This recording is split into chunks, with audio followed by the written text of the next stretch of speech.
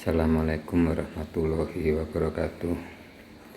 Para mahasiswa semua, pada hari ini kita akan membicarakan tentang apa saja yang dilakukan oleh petani jika mereka melakukan budidaya di lahan pertaniannya.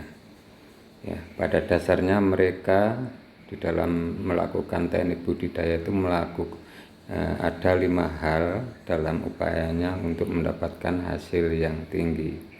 Pertama, mereka memilih bibitnya. Di sini dikatakan pemilihan bibit yang unggul. Kedua, mengatur jarak tanamnya. Ketiga, pengairan yang baik. Keempat, pemupukan. Kelima, pemberantasan hama dan penyakit. Kelima hal ini pada dasarnya dilakukan oleh petani secara tidak sadar disebabkan oleh pengalaman-pengalamannya dalam mempelajari lingkungan pertanian.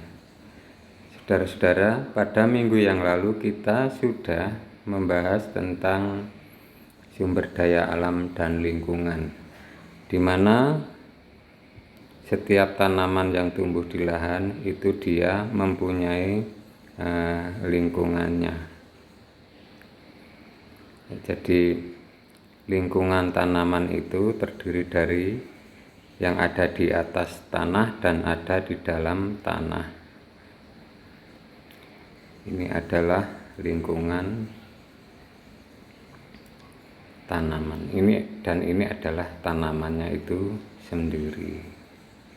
Jadi di dalam pertanian itu yang sebenarnya kita usahakan dan kita pelajari selama beberapa semester ke depan. Pertama ya, mempelajari tanamannya.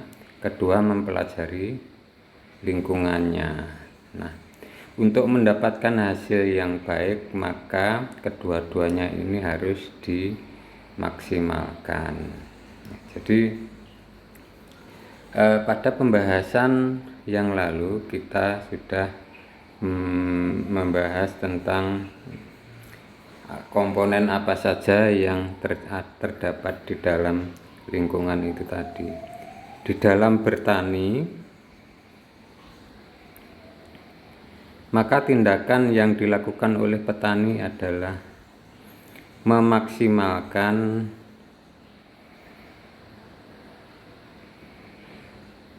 lingkungan yang menjadi pembatas pertumbuhan tanaman. Jadi hasil tanaman itu akan baik jika pertumbuhan tanaman itu baik.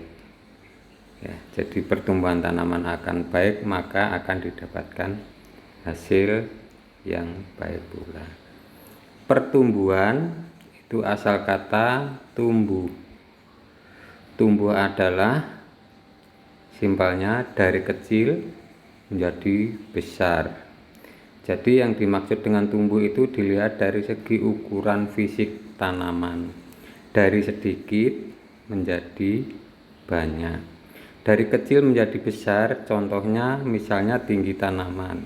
Semula umur 1 minggu diukur segini, umur 2 minggu segini. Nah, semakin lama semakin tinggi ke atas. Nah, ini disebut pertumbuhan tanaman. Oleh karenanya di dalam skripsi salah satu parameter yang digunakan untuk mengamati pertumbuhan adalah misalnya tinggi tanaman ini tadi. Jadi saya ulang, orang bertani itu mengupayakan pertumbuhan tanamannya bagus supaya nanti didapatkan hasil tanamannya yang bagus pula. Janggal atau mustahil jika pertumbuhan tanamannya jelek kemudian berharap hasil yang didapatkan akan tinggi. Itu mustahil. Nah, di dalam ilmu lingkungan itu ada yang namanya daya dukung lingkungan. Jadi kalau misalnya ini tanaman di dalam polybag atau pot, misalnya tabulam pot, tanaman buah dalam pot ya, disingkatnya tabu lampot, maka lingkungan dari tanaman ini adalah ini, yang tadi terdiri dari udara dan tanah. Nah, dalam lingkungan tanaman tabu lampot ini, maka yang menjadi pembatas pertumbuhan adalah tanah ini.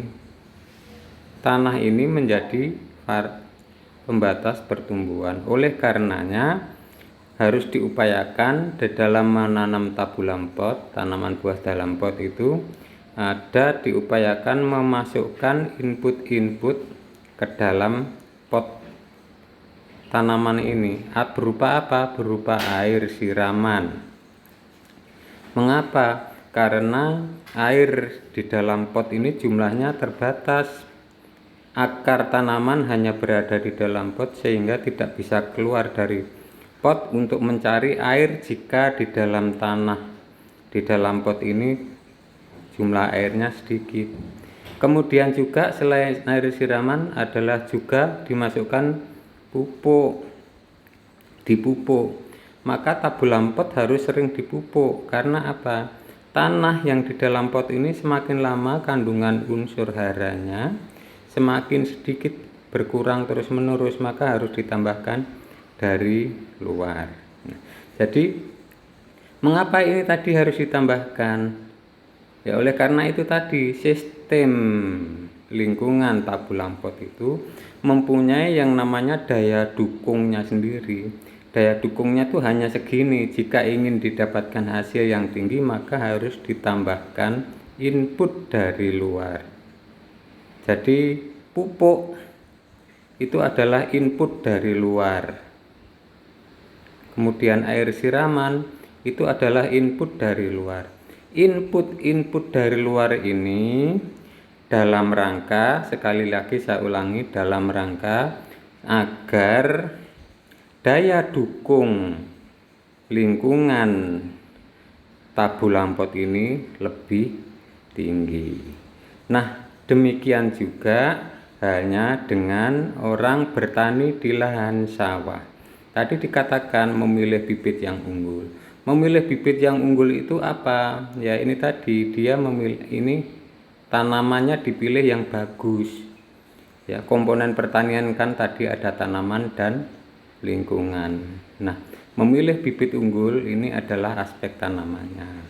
Nah, kalau semua ini yang lainnya, 4 lainnya ini adalah komponen dari lingkungannya ini. Jadi saya ulang, di dalam teknik budidaya, petani itu memanipulasi tanamannya dan juga memanipulasi lingkungannya. Memanipulasi tanamannya dengan cara memilih bibit yang bagus. Mangga dipilih yang buahnya banyak. Padi dipilih yang umurnya pendek tapi buahnya lebat, gabahnya lebat dan lain sebagainya, ya dan seterusnya. Nah, hari ini kita membahas ini semua. Mudah-mudahan selesai dalam 30 menit. Pertama kita bicarakan mengenai bibit unggul. Bibit unggul itu orang atau petani sering menyebutnya dengan istilah varietas unggul. Ya, varietas unggul. Jadi istilah varietas itu adalah sekelompok tanaman tertentu yang oleh karena sifatnya dia mempunyai perbedaan, bisa dibedakan sifatnya dari sifat-sifat lainnya. Varietas itu ada istilah lain. Orang menyebutnya dengan istilah kultivar. Kultivar itu singkatan dari cultivated variety. Dari cultivated variety, artinya varietas pertanian yang dibudidayakan. Ada juga orang bibit unggul itu menyebutnya dengan istilah klon. Klon ini dipakai jika bibit unggul itu diperbanyaknya dengan cara pembiakan vegetatif. Ya, jadi pembiakan vegetatif nanti ada satu mata kuliah di semester depan, kebetulan Pak Har yang mengajar. Kemudian kalau yang varietas, pembuatan varietas ini adalah biasanya diperbanyak dengan cara perkawinan silang, ketemunya gamet jantan dan gamet betina. Ya, tetapi kalau dibiarkan secara vegetatif itu istilah hasilnya adalah klon. Nah, kemudian yang dimaksud unggul apa? Unggul itu memiliki sifat yang unggul. Jadi sekelompok varietas yang dibudidayakan itu tadi memiliki sifat yang unggul dibandingkan dengan yang lain. Maka itu disebut varietas unggul. Ya, jadi ini pengertian tentang varietas unggul. Nah, jenis bibit di dalam pertanian itu ada 4 kelompok. Yang paling murni itu disebut jenis bibit penjenis. Saya sebut dulu saja satu persatu. Pertama paling murni itu penjenis, kedua bibit dasar, ketiga pokok, dan keempat sebar. Jadi di dalam pertanian itu ada 4 kelompok atau jenis bibit. Bibit penjenis itu dipegang langsung oleh pemulia tanaman. Pemulia tanaman adalah orang yang menciptakan varietas-varietas unggul itu tadi. Jadi ada peneliti-peneliti, orang-orang yang pekerjaannya menciptakan varietas-varietas unggul. Nah, yang dipegang oleh pemulia itu ada namanya jenis bibit penjenis. Ini jumlahnya sedikit ya, hanya beberapa.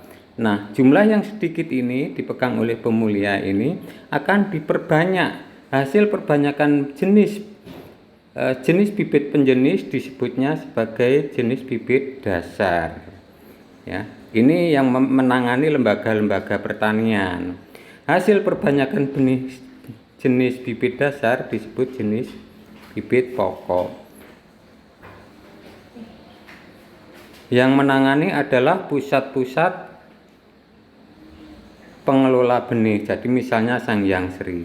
Hasil perbanyakan jenis bibit pokok disebutnya bibit sebar.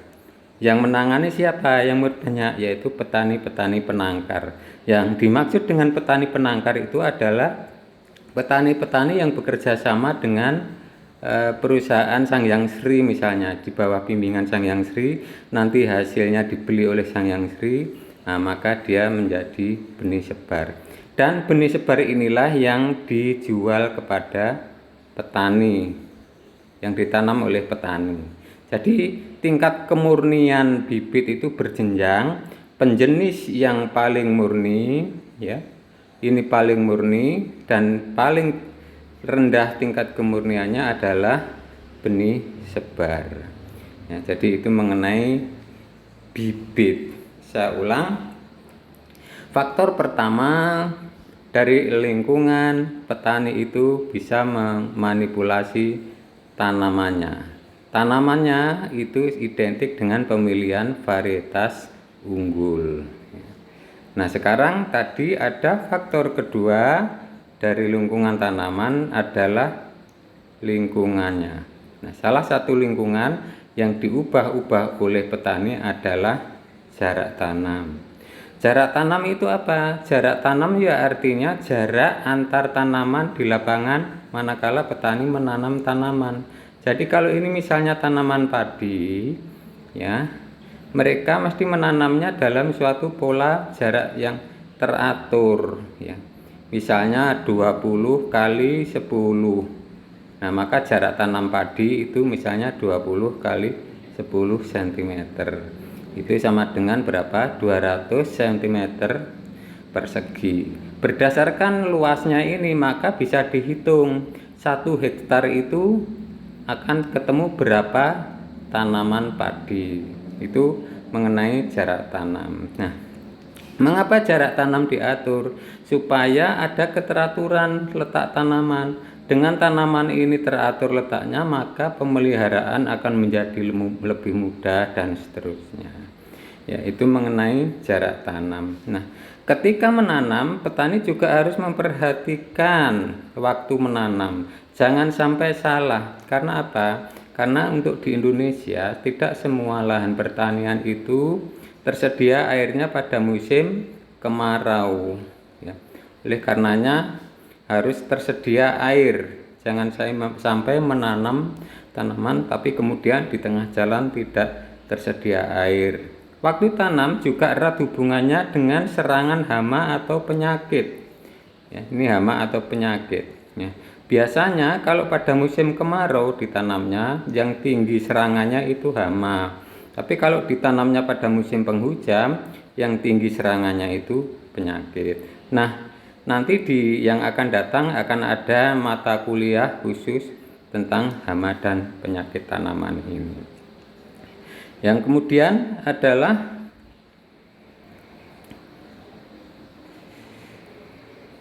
ini mengenai jarak tanam. Tadi sudah saya ceritakan bahwa jarak tanam itu mempengaruhi populasi. Populasi adalah berapa jumlah tanaman dalam 1 hektar. Ya, jadi tadi sudah saya berikan contoh pada tanaman padi misalnya.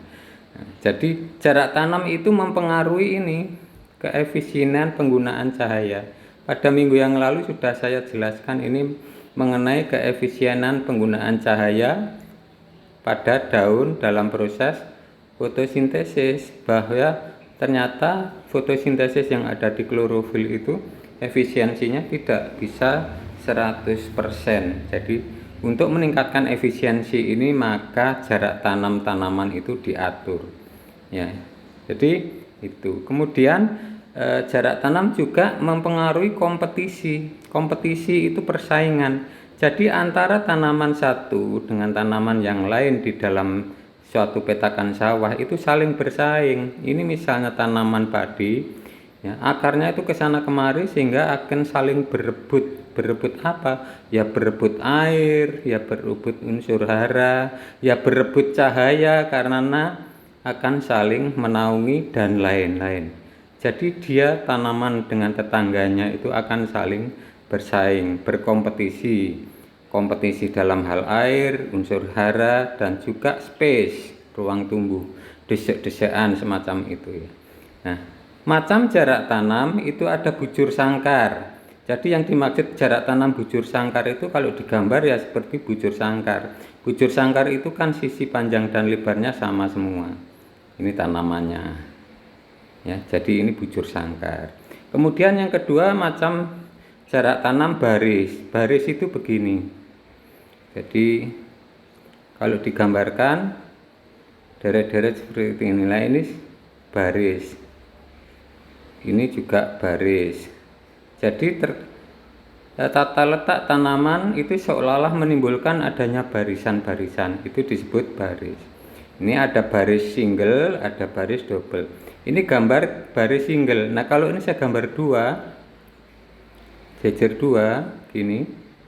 Maka ini namanya baris double. Jadi baris double itu maksudnya di dalam setiap baris itu ada dua tanaman berjejer-jejer, kemudian jaraknya agak longgar, kemudian ini jejer-jejer lagi dan seterusnya. Itu yang dimaksud baris double. Berikutnya adalah tentang pengairan. Pengairan ya asal katanya adalah air, ya. Mengapa diberikan air ke lahan sawah? Oleh karena supaya tanaman mendapatkan cukup air, ya. Jadi kalau hanya mengandalkan air yang hanya berada di dalam lahan, maka nanti pertumbuhan tanaman tidak bisa maksimal, ya. Air berdasarkan penelitian-penelitiannya itu akan jelas-jelas meningkatkan produksi. Sebab apa? Sebab hampir semua makhluk hidup jika dianalisis komponen utamanya adalah air. Jadi kalau misalnya orang misalnya ya bobotnya itu 60 kg, setelah orang itu dikeringkan di oven maka bobotnya paling tinggal berapa kilogram. Jadi selebihnya adalah air yang berada di dalam tubuh. Oleh karenanya air di dalam semua makhluk hidup itu meningkatkan pertumbuhan atau meningkatkan produksi. Nah, untuk tanaman itu tanaman digolong-golongkan. Ini maksudnya digolong-golongkan, dikelompok-kelompokkan berdasarkan kebutuhan airnya. Pertama, tanaman yang disebut golongan hidrofit. Kedua, mesofit. Ketiga, xerofit. Hidrofit, hidro itu air, maka ini dikatakan adalah tanaman-tanaman atau kelompok-kelompok tanaman yang hidup di dalam air. Ya, ciri-cirinya ini. Kemudian mesofit, ada kelompok tanaman yang kebutuhan airnya sedang. sedang-sedang saja. Dan xerophyt adalah kelompok tanaman yang hidup di habitat kering, yaitu misalnya tanaman-tanaman yang hidup di padang pasir, misalnya kaktus ya. Kaktus itu kalau ditanam terlalu banyak mendapat air malah jelek, dia malah sering menjadi busuk.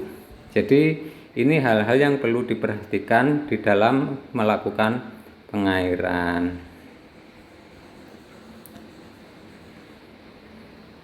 Ya, jadi yang harus diperhatikan di dalam melakukan pengairan itu adalah ini, tahap pertumbuhan. Jadi sebenarnya menyiram tanaman itu tidak perlu terus-menerus, tapi kadang-kadang saja. Nah, kadang-kadang saja itu kapan? Lihatlah tahap pertumbuhan tanaman. Kapan itu? Yang paling sering, yang paling bagus untuk dilakukan saat penyiraman adalah tahap seedling stage ya, tahap perkecambahan. Kedua, tahap pembungaan. Ketiga, tahap pengisian. Seedling stage mengapa perlu? Oleh karena semua biji jika ditanam untuk bisa berkecambah itu diperlukan air. Jadi air adalah penggerak utama untuk terjadinya proses-proses metabolisme kimia di dalam biji atau benih untuk menumbuhkan embrio. Jadi ketika orang pertama kali menanam harus disiram ya, untuk menumbuhkan atau untuk mengecambahkan benih. Kemudian yang tahap kedua paling bagus dilakukan penyiraman itu adalah tahap pembungaan. Tahap pembungaan itu adalah perubahan dari tahap pertumbuhan vegetatif ke generatif ya. Ini pertumbuhan, ini membentuk badan, ini membentuk buah. Nah, perubahan dari mulai ini ke sini itu adalah bunga. Jadi perubahan dari vegetatif ke generatif itu adalah pada saat tanaman berbunga. Nah, mengapa pada saat tanaman berbunga ini memerlukan air, perlu disiram? Oleh karena ini menentukan hasil nantinya. Jumlah bunga yang dibentuk sedikit banyaknya dipengaruhi oleh ketersediaan air. Jika tersedia air, maka bunga yang dibentuk akan lebih banyak dan segar-segar, dan nanti akan potensi menjadi biji atau buah itu menjadi lebih besar. Oleh karenanya penyiraman pada saat pembungaan ini menjadi paling penting. Berikutnya tahap yang ketiga pada saat pengisian. Ya, dimaksud pengisian itu apa? Pengisian itu adalah pada saat mengisi biji. Jadi kalau saya gambar ini misalnya polong kedelai. Polong kedelai itu semula kempes kosong. Nah, ini harus diisi. Ini yang dimaksud periode atau tahap pengisian biji. Jadi mengisi biji supaya dia menggembung, membesar sampai dengan ukuran biji maksimal. Jadi ini yang dimaksud dengan tahap pengisian. Ya, jadi saya ulang, di dalam memberikan air itu harus memperhatikan tahap-tahap pertumbuhan tanaman. Ketika ini sekarang teknis memberikan airnya. Ketika memberikan air ini, permukaan tanah jangan sampai padat. Ya, jadi ini biasanya permukaan tanah menjadi padat oleh karena cara memberikan airnya dilep, digenangi. Itu terus yang demikian maka permukaan tanahnya akan menjadi lebih padat. Jadi intinya jagalah ketika memberikan air agar permukaan tanah tidak menjadi padat. Pada tanaman dalam pot itu sering orang memberikan pipa pralon di sini untuk memasukkan air. Ya, untuk memasukkan air. Jadi air tidak disiramkan langsung ke permukaan tanah sini, tapi dilewatkan dalam pralon yang ditanam, dimasukkan ke dalam tanah. Ini untuk menjaga agar permukaan air tidak padat, oleh karena pada saat penyiraman tidak dilakukan dengan tidak hati-hati.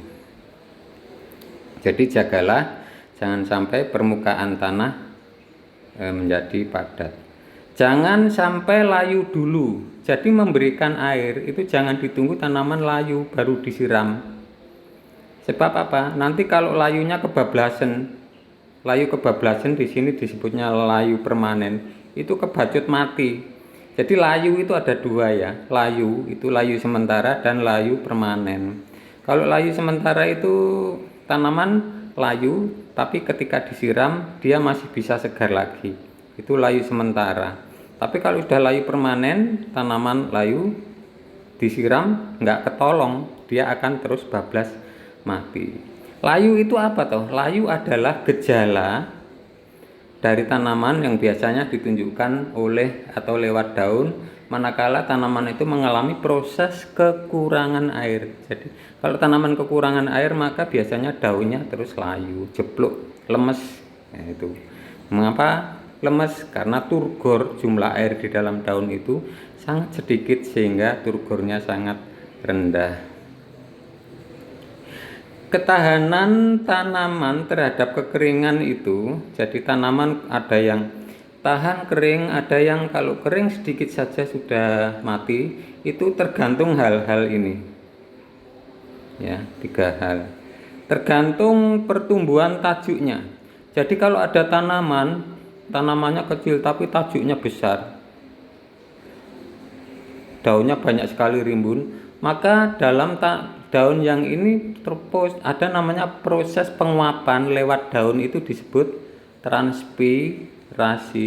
Jadi hilangnya daun dari tanaman lewat permukaan daun disebut transpirasi, itu tinggi sekali karena banyak daun. Maka akibatnya jumlah air di dalam tanaman ini cepat hilang dalam atau melalui proses transpirasi. Ini yang dikatakan bahwa pertumbuhan tajuk itu mempengaruhi ketahanannya terhadap kekeringan. Kemudian pertumbuhan akarnya, dilihat akarnya ini ya. Kalau akarnya banyak, maka dia relatif lebih tahan terhadap kekeringan. Karena apa? Akarnya bisa segera mencari air di dalam tanah untuk dimasukkan ke dalam tanaman. Tapi kalau akarnya sedikit, hanya segini saja, maka begitu tanaman ini kekurangan air, akar ini tidak mampu mencukupi kebutuhan air karena dia hanya sedikit, tidak bisa mencari air kemana-mana. Terus ini lagi, ada tidaknya cendawan mikorizа. Jadi saudara-saudara, di dalam tanah di sini itu sebenarnya ada namanya mikrobiologi. Salah satu mikro itu kecil, biologi itu jasad renik. Jadi jasad renik kecil yang hidup di dalam tanah. Salah satunya disebut mikorizа, cendawan mikorizа. Ini tumbuh di dalam tanah.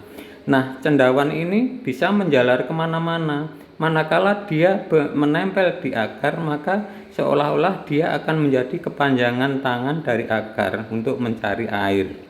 Jadi meskipun akar tanaman hanya sampai di sini, tetapi ada cendawan mikorizа, dia seolah-olah akarnya diperpanjang oleh cendawan mikorizа ini, sehingga dia kalau tanaman akarnya bekerja sama dengan cendawan mikorizа, maka dia lebih tahan kekeringan. Itu yang dimaksud.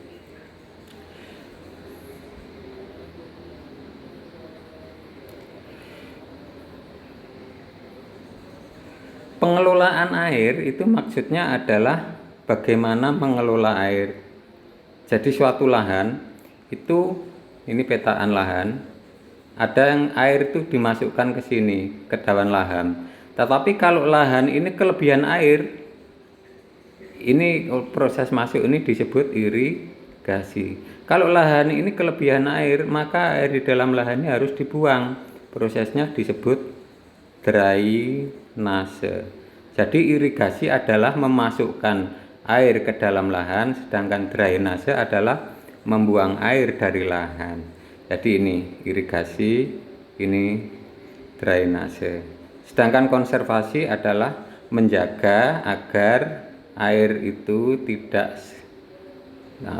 dijaga supaya tidak musnah dari lahan pertanian. Sekarang pemupukan. Pupuk. Pemupukan itu kata dasarnya pupuk. Ini pupuk.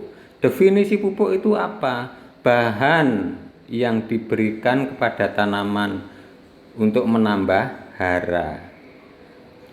Perhatikan definisi ini, bahan yang diberikan kepada tanaman untuk menambah hara. Jadi bahan di sini pengertiannya adalah bahan apapun. Bahan apapun. Selama diberikan kepada tanaman dengan maksud menambah unsur hara, maka itu disebut pupuk. Pupuk itu diberikannya bisa lewat daun dengan cara disemprot, ya, atau lewat akar dengan cara diberikan ke dalam tanah. Jadi cara memberikannya bisa lewat daun, bisa lewat akar. Ini harus punya pengetahuannya sendiri-sendiri. Bagaimana cara memberikan pupuk lewat daun, bagaimana cara memberikan pupuk lewat akar, itu harus punya ilmunya sendiri-sendiri. Memberikan pupuk, jadi Anda memberikan pupuk itu jangan berlebih, asal cukup saja. Jadi jangan berlebih. Jadi saya ulangi, memberikan pupuk itu asal cukup saja, jangan berlebih, ya. Jadi sebab apa? Apapun makhluk hidup jika mendapatkan tambahan sumber daya yang berlebih, maka dia bisa menjadi overdosis, ya. Nah, pupuk itu digolong-golongkan. Dilihat dari kandungannya disebut ada istilah pupuk lengkap. Mengapa? Dia dalam pupuk itu, dalam bahan itu, jika dianalisis mengandung NPK, nitrogen, fosfor, kalium, ya, pupuk lengkap. Contohnya Ponska, merek dagang, ya. N itu 15%, P-nya 15%, K-nya 15%. Ini Ponska. Jadi Ponska adalah contoh pupuk lengkap karena di dalamnya terkandung NPK. Kemudian yang kedua, pupuk digolong-golongkan atas dasar organik, anorganik. Pupuk organik artinya pupuk yang berasal dari sisa-sisa makhluk hidup. Dia berupa sisa-sisa pupuk kandang, sisa-sisa tanaman, dan lain-lain. Jadi intinya pupuk organik adalah pupuk yang berasal dari sisa-sisa makhluk hidup. Sedangkan pupuk anorganik ya pupuk kimia, pupuk buatan pabrik itu, misalnya urea, SP36 dan lain-lain. Jadi intinya anorganik itu tidak berasal dari sisa-sisa makhluk hidup. Kemudian dilihat dari wujudnya. Pupuk itu ada yang padat, ya, padat. Contoh tadi Ponska itu padat. Pupuk ada yang cair, misalnya PPC, ya, itu pupuk pelengkap cair. Ya, dari namanya saja sudah ada kata-kata cair. Jadi yang begini biasanya disemprotkan lewat daun. Kemudian ada yang gas. Khusus untuk yang gas ini di Indonesia jarang yang memakai. Tetapi kalau di Amerika itu ada pupuk N nitrogen gas. Jadi ya dimasukkan dalam tabung begitu, nanti kemudian gas itu dimasukkan atau ditembakkan ke dalam tanah supaya bisa diserap oleh akar tanaman. Ya, jadi itu penggolongan pupuk berdasarkan wujudnya. Nah, sama seperti air tadi ya, tanaman kalau kurang air menunjukkan gejalanya. Nah, demikian pula tanaman kalau kurang unsur hara atau kurang pupuk, dia juga menunjukkan gejalanya. Nah, tanaman yang kurang pupuk disebut defisiensi. Kurang pupuk itu istilahnya gejala defisiensi. Kalau sudah ada gejala defisiensi begini, maka harus ditambahkan, dia itu kekurangan unsur hara apa? Kalau kekurangan nitrogen ya diberilah pupuk nitrogen. Kalau kekurangan pupuk kalium diberilah pupuk kalium sesuai dengan gejala-gejala yang muncul pada tanaman itu. Pemberian pupuk yang tepat itu kapan? Pemberian pupuk yang tepat itu kapan? Ya, hampir sama dengan tadi pemberian air. Ya, harus memperhatikan kapan tanaman-tanaman itu mempunyai respon yang tinggi terhadap pemberian pupuk. Ya. Jadi waktu pemberian, kalau misalnya nitrogen itu biasanya diberikan biasanya kalau pada padi itu sampai 3 kali. Ya. Kemudian caranya ada yang disebar. Jadi kalau disebar ini cara yang paling sembrono, ya. Karena disebar kan jatuhnya ada yang jauh dari tanaman, ada yang jatuh di daun tanaman malahan, ya, dan lain sebagainya. Ada yang dialur. Kalau yang dialur ini misalnya ini adalah letak tanaman. Tadi kan jarak tanam itu diatur, maka letak tanaman tertentu. Maka yang dimaksud alur adalah petani membuat garisan di sini, goresan di atas tanah di sini. Ini biasanya jaraknya 5 cm dari tanaman. Kemudian pupuk dimasukkan ke dalam alur ini tadi, terus ditutup dengan tanah. Nah, maksudnya apa tuh membuat alur ini? Supaya letak pupuk yang diberikan itu dekat sekali dengan tanamannya sehingga bisa segera dimanfaatkan oleh akar tanaman. Jadi itu alur ataupun tugal. Kalau tugal itu ini tanamannya, maka dibuatlah lubang di sini.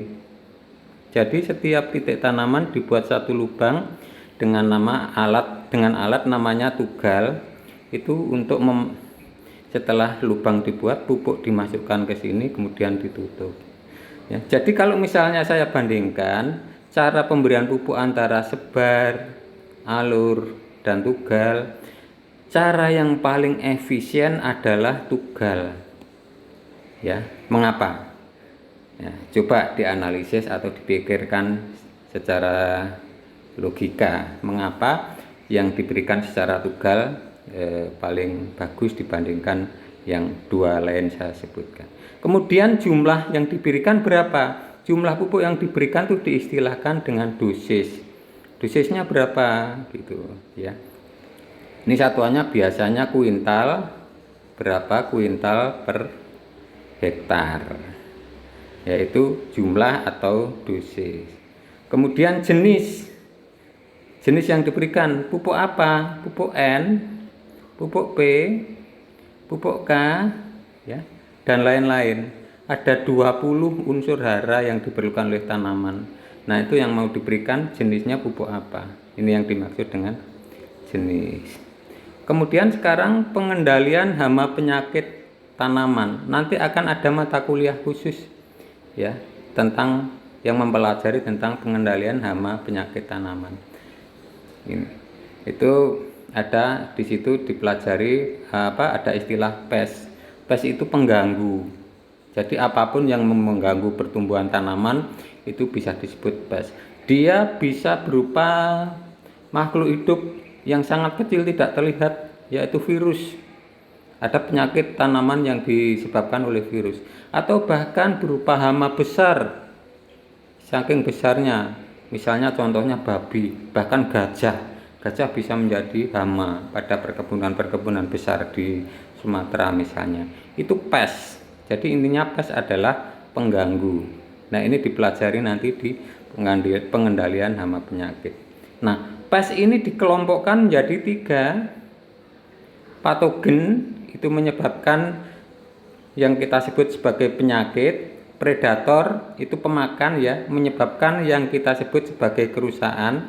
Jadi kalau ada babi atau gajah makan lahan di situ maka menyebabkan kerusakan. Itu predator. Dan gulma. Jadi pest pengganggu itu ada gulma rumput, ya. Ini tanaman padi, di sebelahnya ada gulma banyak. Nah, ini juga merupakan pengganggu pest yang wujudnya tumbuhan. Ya, jadi nanti juga ada mata kuliah yang mempelajari tentang gulma ini. Nah, mengapa ini harus dikendalikan? Karena berdasar penelitian, hama penyakit tanaman ini bisa menurunkan sebesar 33% dari potensi produksi pangan. Kan eman-eman mestinya mendapatkan 100%, tapi hilang sebanyak 33% hanya oleh pengendalian tanaman yang kurang bagus. Belum nanti oleh faktor lain, ya. Nah, jadi biasanya yang digunakan, prinsip yang digunakan di dalam mengendalikan hama, di dalam pengendalian HPT itu adalah kita menangani atau mencampuri urusan makhluk pengganggu itu pada saat dia berada pada posisi paling lemah. Jadi kalau misalnya ulat ya, paling lemah itu adalah pada saat baru menetas dari telur. Kalau ulatnya udah besar itu kebal kulitnya, kalau disemprot juga nggak mati-mati. Belalang juga begitu, ketika pengendalian paling bagus itu ketika belalangnya baru menetas, masih kecil, kulitnya masih tipis, tapi kalau belalangnya udah besar, kulitnya keras, jika disemprot malah jarang yang bisa mati. Jadi ini prinsip pengendalian hama. Tindakan pengendalian itu dua macam, preventif. Preventif itu mencegah. Jadi maksudnya sebelum ada serangan HPT, kita lakukan tindakan-tindakan budidaya yang tujuannya untuk mencegah jangan sampai datang HPT-nya. Itu preventif, jadi pencegahan. Yang kedua kuratif. Kuratif itu HPT-nya sudah ada. HPT-nya sudah ada. Nah, di situ berarti dilakukan pengobatan. Jadi preventif itu mencegah, kuratif itu mengobati. Jadi itu tindakan pengendalian. Mana yang lebih bagus antara preventif dan kuratif? Preventif lebih bagus. Ini lebih bagus dibandingkan kuratif. Jadi HPT, hama penyakit tanaman itu tadi, semuanya tergantung pada penyebab biologinya, ekologinya, dan tanaman inangnya. Saya tidak usah jelaskan satu persatu, tetapi ini nanti akan dipelajari di mata kuliah tersendiri di masa mendatang. Termasuk juga mengenai cara pengendalian HPT, ya, kultur teknis, fisik, kimia, biologi. Kalau kimia ini menggunakan obat kimia. Kalau biologi ini menggunakan musuh alami. Jadi misalnya kalau tikus hamanya, musuh alaminya ya burung hantu, misalnya seperti itu ya. Kemudian secara kultur teknis ini macamnya ini nanti dijelaskan secara detail di dalam mata kuliah hama pengendalian hama penyakit dan tanaman. Ini juga nanti akan Anda pelajari di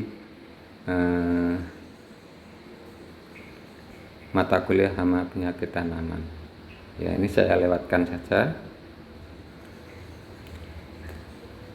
Ini yang dimaksud dengan selektivitas obat ini, bakterisida karena membunuh bakteri, fungisida obat yang membunuh fungi, nematisida obat yang membunuh cacing, ya, dan seterusnya. Miti itu tungau, insek itu serangga, herbi itu gulma, roden itu tikus. Jadi sida-sida apa begitu obat-obatan untuk memberantas, obat kimia itu diberi nama sesuai dengan target yang dia akan bunuh. Nah, obat-obat itu kadang-kadang selektif ya. Obat-obat yang diberikan itu selektif, artinya pilih-pilih. Kalau disemprot yang mati hanya jenis ini saja, itunya yang lain tidak. Nah, itu disebut selektif. Nah, selektif itu bisa diatur. Mengaturnya bagaimana? Dengan cara mengarahkan. Ya, misalnya obat rumput, menanam jagung. Tujuannya herbisida berarti ya. Untuk menyemprot obat rumput namanya herbisida. Yang ditanam tanaman jagung.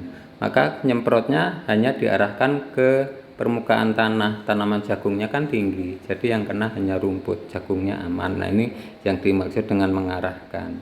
Misalnya dengan dosis tertentu itu membunuh jenis tanaman tertentu, seperti itu, dan seterusnya ya. Jadi nanti akan banyak dipelajari di hama dan penyakit tanaman. Saudara-saudara, saya kira saya cukupkan sampai di sini dulu kuliah pada hari ini. Terima kasih. Wassalamualaikum warahmatullahi wabarakatuh.